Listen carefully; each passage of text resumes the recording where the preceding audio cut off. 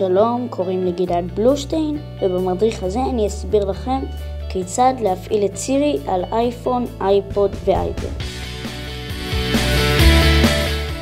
קודם כל, ודאו שהמחשב שלכם פרוץ, הגרסה שלו היא 5.0 לפחות. עכשיו, כנסו לסידיה והוסיפו את הסורס הבא.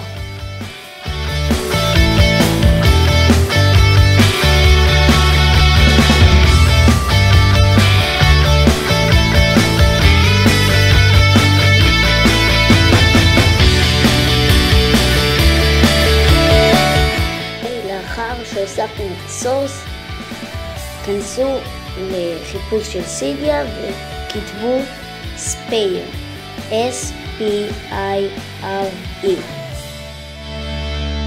לחצו על כפתור אינסטול למעלה, ולאחר מכן זה יתקין לכם קבצים. לאחר שזה יתקין לכם את הקבצים, כנסו לכתובת הבאה והתקינו משם את הפרופיל. לאחר שהמכשיר יתקין את הפרופיל, כנסו להגדרות, ספייר, וכתבו את הכתובת הבאה בחלונית המתאימה.